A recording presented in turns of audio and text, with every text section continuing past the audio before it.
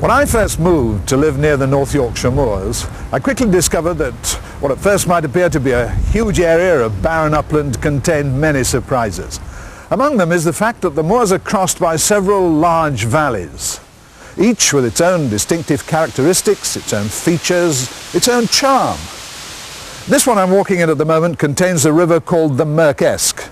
Over the hills lies a deeper, grander valley called Newtondale. The two together contain something very special, the North Yorkshire Moors Railway.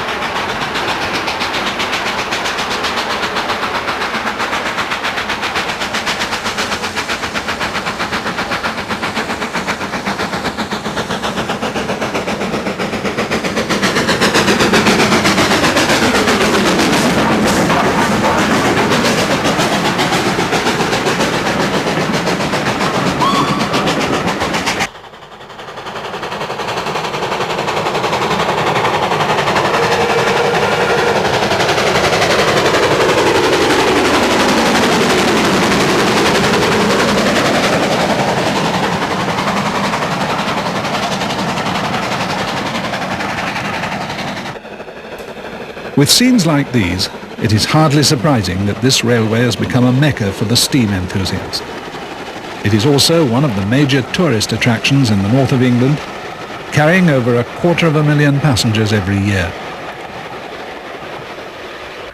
1992 marks the 25th anniversary of the formation of the North Yorkshire Moors Railway Preservation Society, the forerunner of the Historical Railway Trust, which controls the railway today. This video celebrates the Silver Jubilee of that momentous meeting held on the 3rd of June 1967, at which the Society was formed.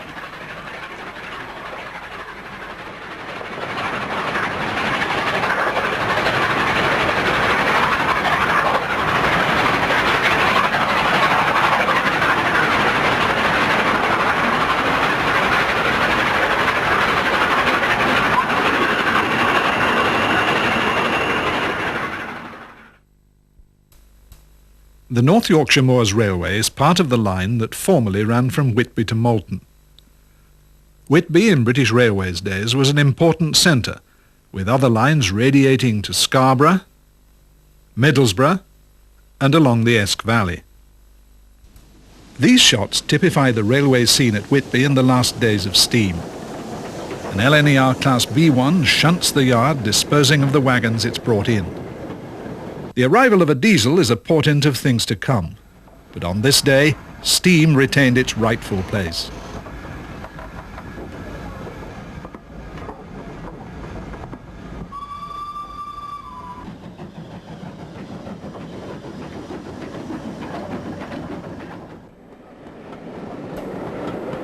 A standard Class 3 arrives with a passenger train from Malton. Later it is turned on the shed turntable before being prepared for its next duty. This was an arduous task for the crew, considering the locomotive weighed nearly 100 tons.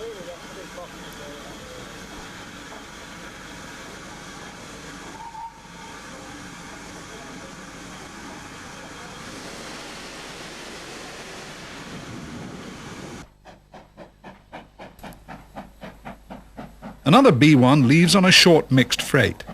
Such trains were a feature of most branch lines before the beaching era. These scenes have passed into history, for not only have the steam locos gone, but the freight traffic also. 6 miles southwest of Whitby, the village of Grosmont clings to a steep hillside. It lies at the junction of two valleys. There was also a railway junction here, the Esk Valley branch diverging from the main line to Malton. In British Railways days, all service trains stopped at Grosmont. Most trains were fairly short, reflecting perhaps the passenger loadings at that time. Again, the locos depicted here include B1s and standard class 3s. Light engine movements added variety to the usual freight and passenger trains. It is interesting to note how little the station complex has changed over the last 30 years. Only the signal box has fallen victim to progress. In contrast, the few passengers and occasional visiting enthusiasts of the 1960s have been replaced by visitors from all over the world. Consequently, the main platform has had to be lengthened to cater for the longer trains which are now required.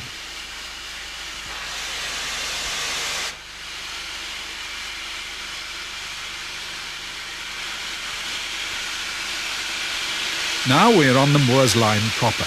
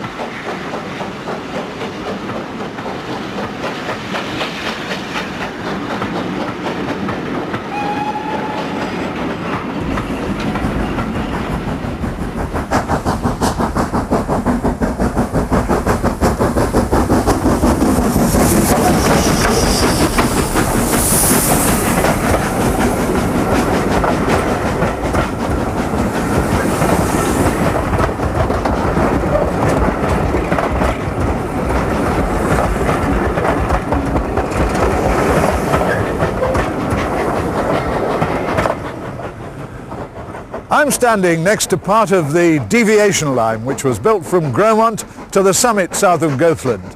It replaced the original 1835 line, which included a roped-worked incline.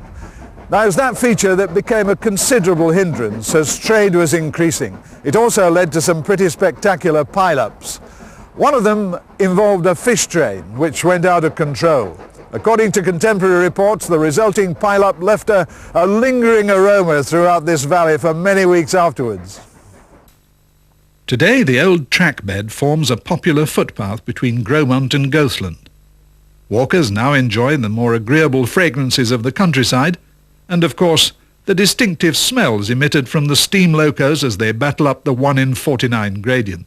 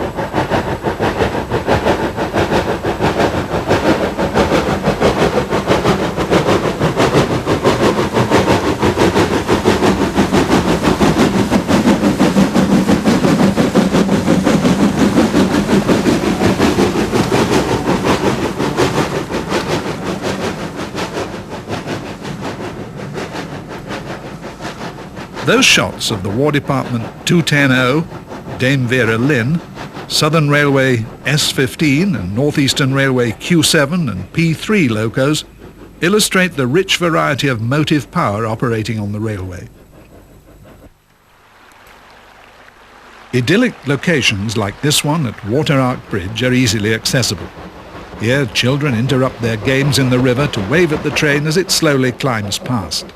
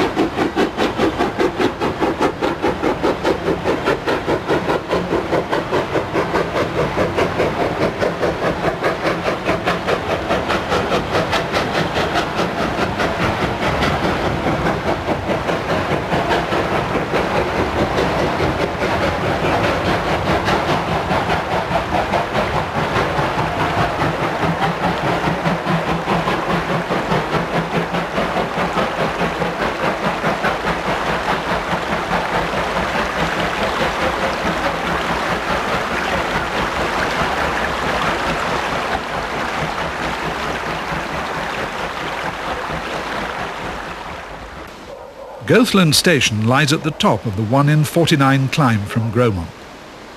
It lies in a narrow, steep-sided valley and still retains its original buildings. It's the very apotheosis of the Victorian country station. The arrival of standard tank 80135 with a train from Pickering completes a delightful tableau.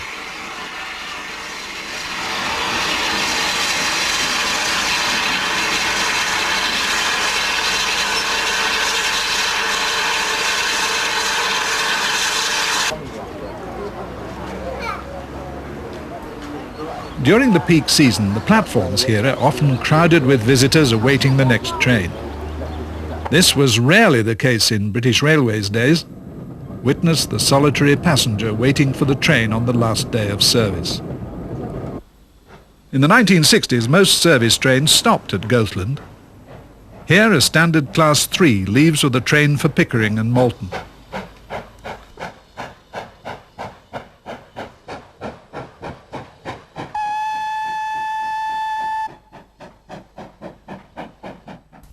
South of Goathland, the landscape changes to open moorland. The railway follows an easier alignment for its final 2 miles to the summit. Locos are able to accelerate their trains away from the station up the gentler gradients. The line of trees in the background marks the route of the original railway.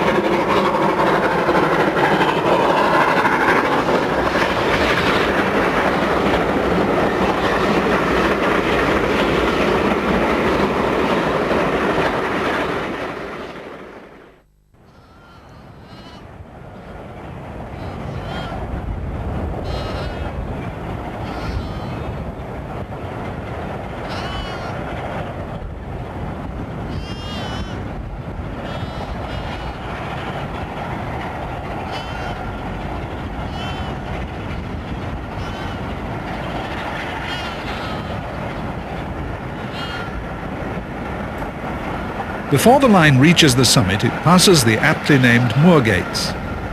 Visiting Loco 257 Squadron drifts through some recently relaid track work before accelerating away to the summit.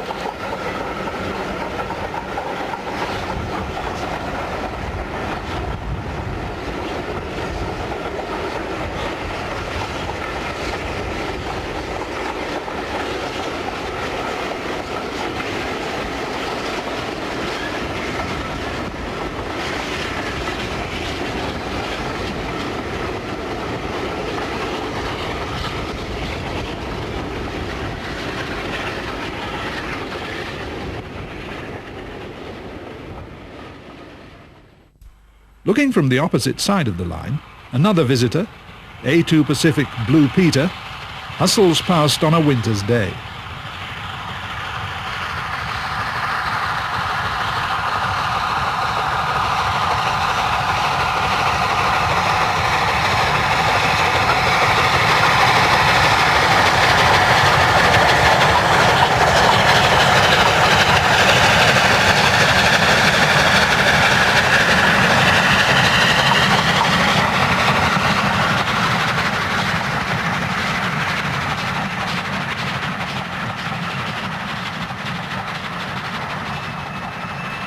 The modern early warning system at Fylingdales keeps silent watch from the skyline.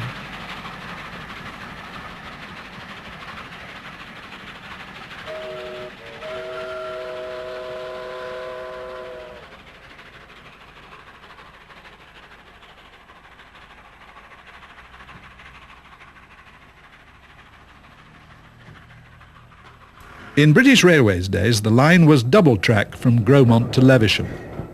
It is interesting to note that check rails were in place here. They were used to even out the pressures on wheel flanges when trains were negotiating tight curves.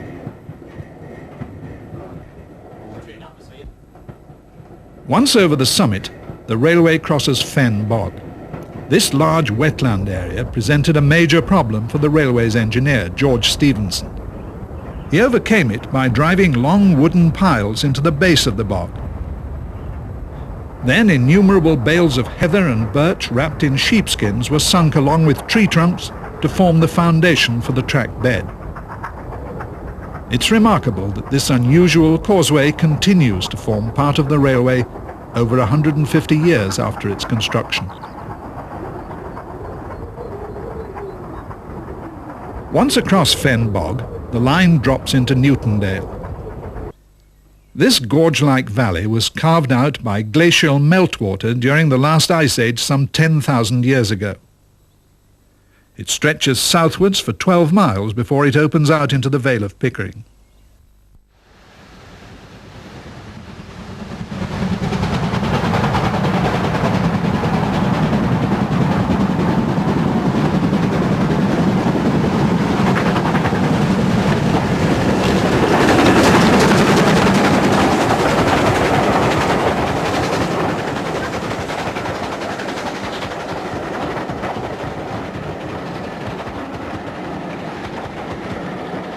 The more energetic visitors are rewarded with breathtaking views of this valley and the trains passing through it. On the valley floor, various trails and tracks enable visitors to walk and explore the numerous scenic areas. Newtondale Halt was opened in 1981, especially for passengers to detrain and enjoy the delights of this valley.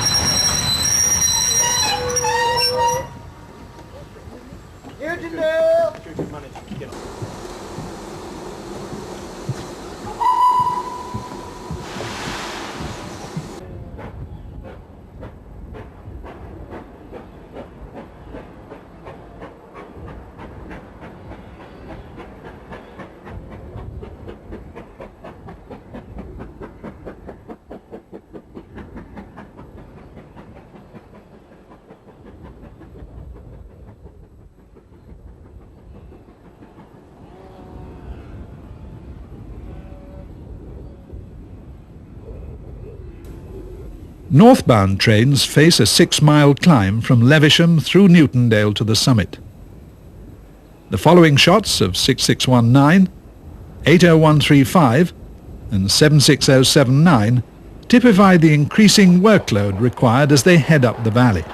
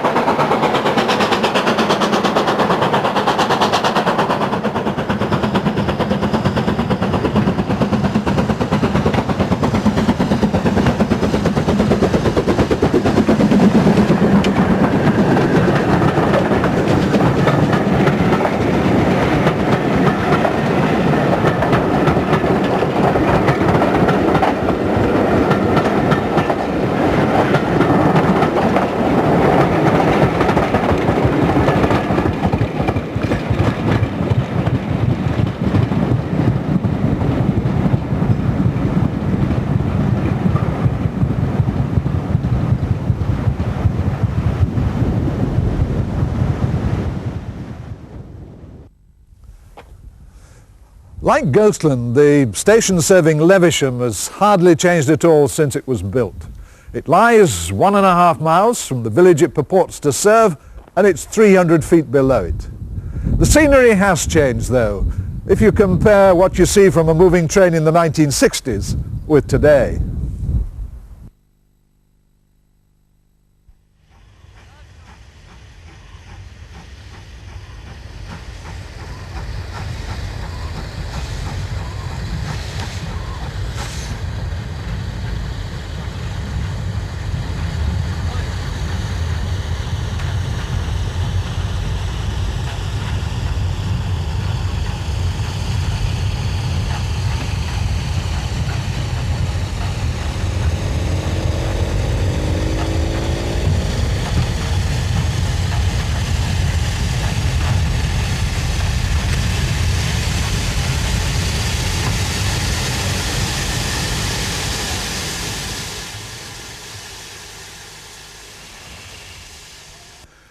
The 5 miles of line from Levisham south to Newbridge was singled during the First World War.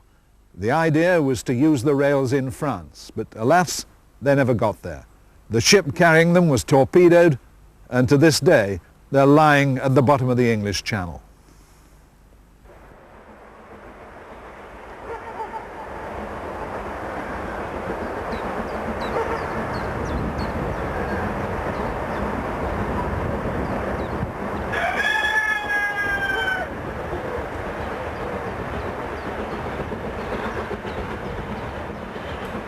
This section of line provides an interesting variety of scenery for the traveller.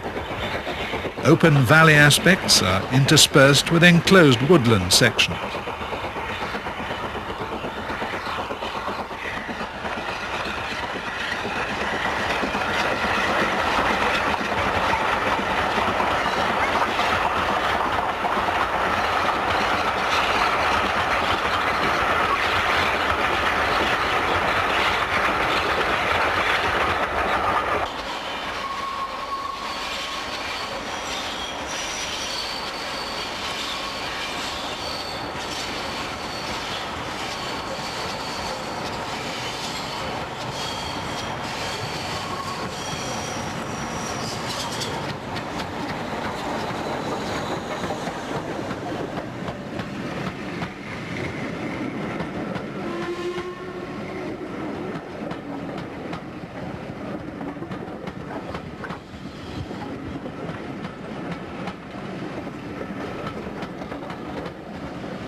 Because the line had already been singled, archive film enables interesting comparisons to be made between today's operations and those in the British Railways era.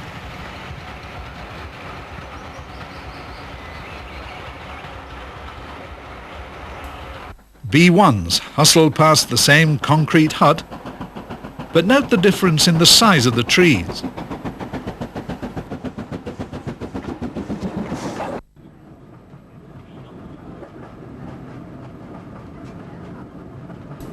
The signal box at Newbridge still controls the level crossing.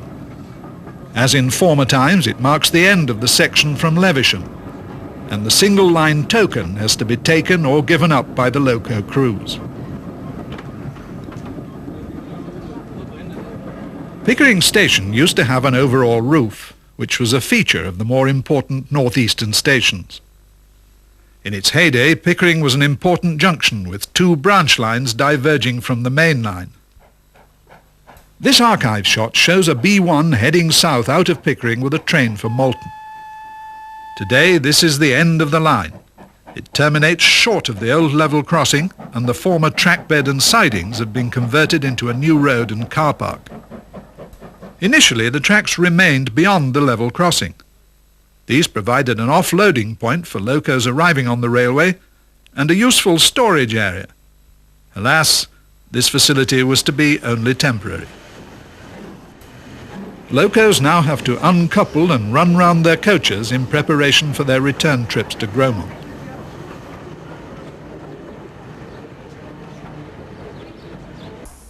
In the years between the official closing and the reopening of the railway, this station all too quickly fell prey to vandals.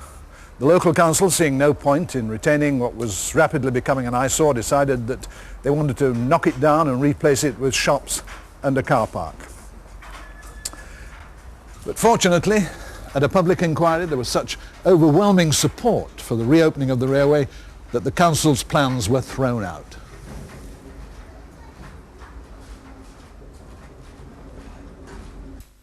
Today, Pickering is the administrative centre for the railway and also hosts the carriage repair works. Here, staff take on contract work from time to time, as well as keeping the railway's fleet of coaches on the rails. Yes, these coaches have been repainted for British Rail. These coaches arrived on the Moors Railway via the connection with British Rail at Grosmont. Passenger trains still use this line between Middlesbrough and Whitby. The modern pacers calling here cannot compete with the splendour of the connecting train awaiting in the adjacent platform.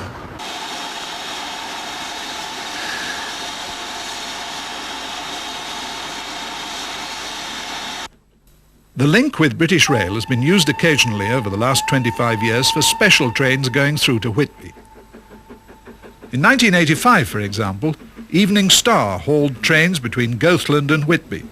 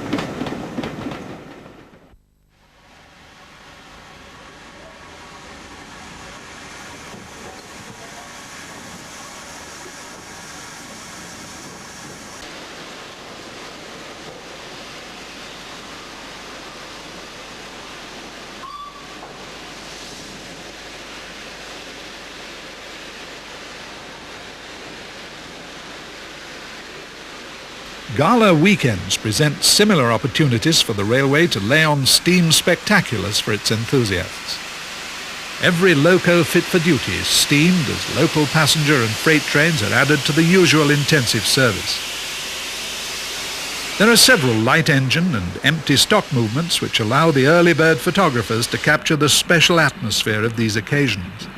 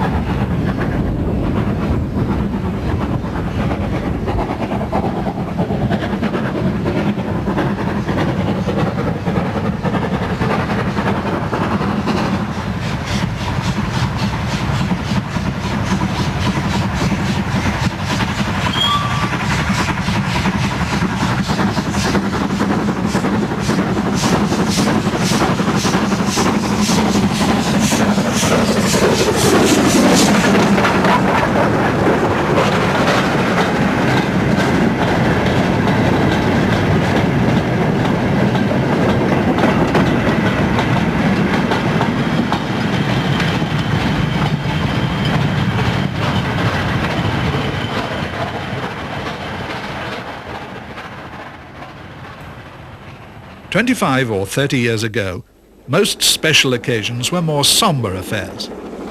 They usually took the form of last trains traversing lines earmarked for closure. Less than a year before the intended closure of the remaining lines to Whitby, the great Marquis traversed the Malton line during a filming contract. March the 6th, 1965 is a date few people in this area will forget. It was on that day the Scarborough to Whitby and the Grosmont to Malton lines were closed. With the coastline to the north of Whitby closed since 1958, only the Esk Valley line remained open. On that day, the Whitby Moors Special ran covering the lines marked for closure. This train was hauled by the Great Marquis and 62005.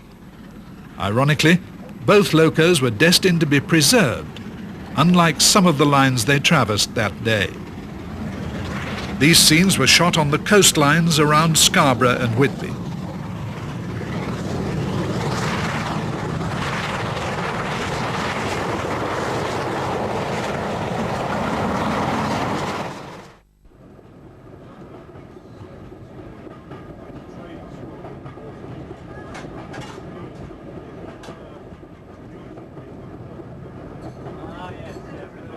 Dramatic scenes like these, taken from a train on the Whitby to Scarborough line shortly before closure, have been lost to the rail traveller forever.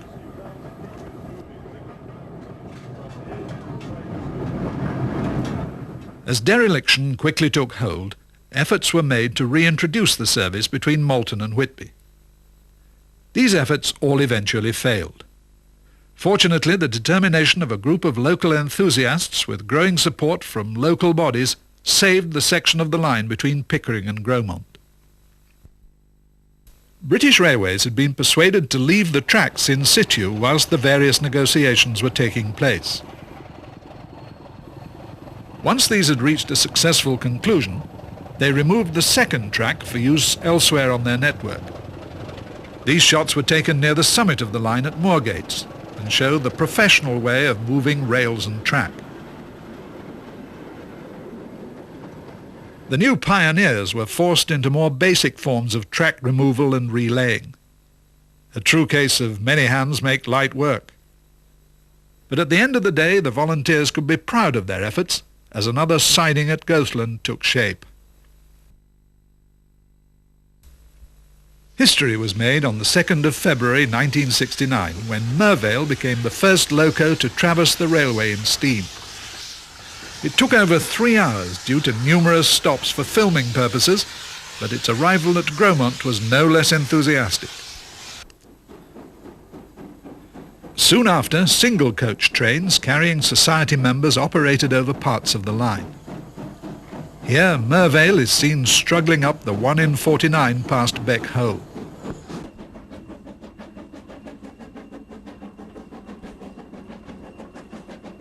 Salmon has a rather easier task, heading south from Goathland towards the summit.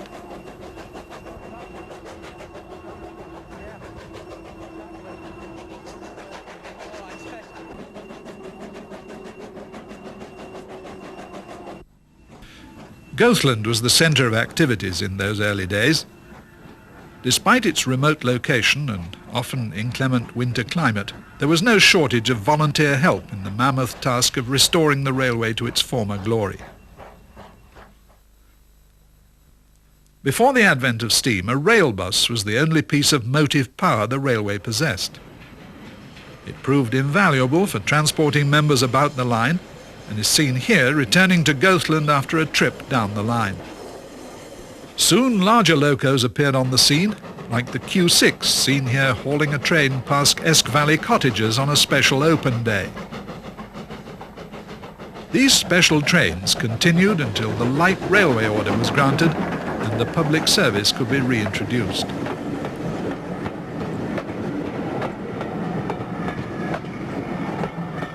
Finally, the day arrived when it all came good, the official reopening of the railway by the Duchess of Kent.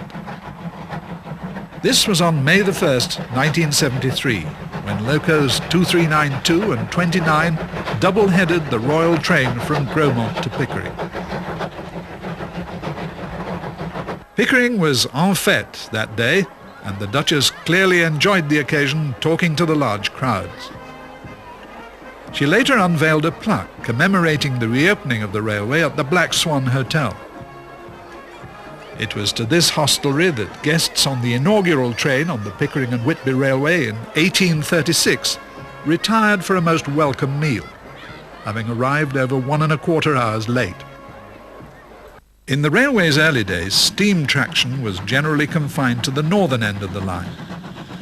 Initially, small locos predominated, with J52, 1247 being a typical example, seen here storming past Darnholm. One of the main problems which the Infant Preservation Society faced was the total lack of facilities. In fact, there was no covered accommodation at all other than this tunnel. It was quickly realized that the area to the south of the tunnel was the only suitable place for development. Starting from scratch, the shed complex has had to be expanded over the years to keep pace with the increase in traffic.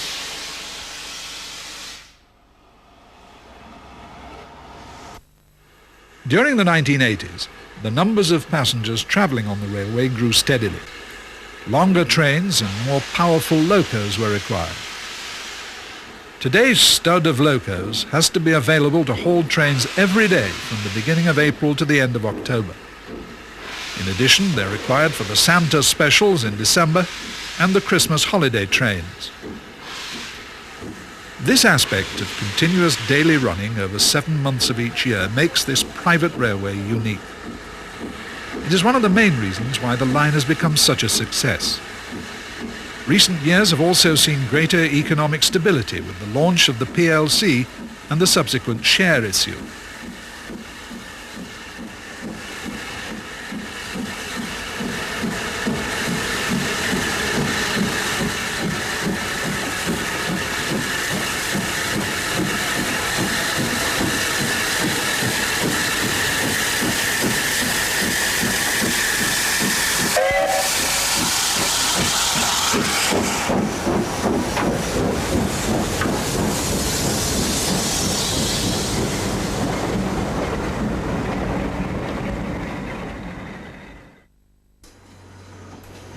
So what of the future?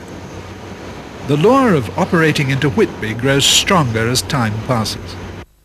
That prospect, however, will depend on a change of heart by British Rail. Until then, Grosmont will remain the northern terminus, and the line will have to continue developing within its original limits.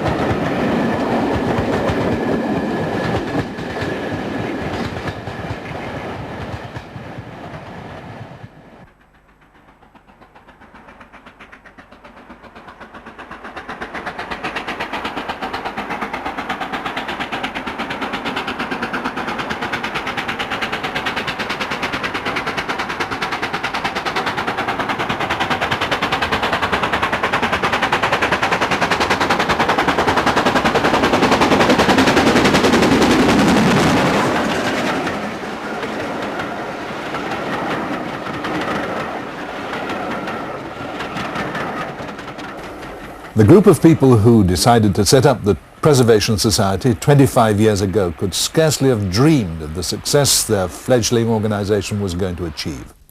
To them and to all the people who've helped to make this railway the splendid setup it is today, congratulations on your Silver Jubilee. And here's to the next 25 years.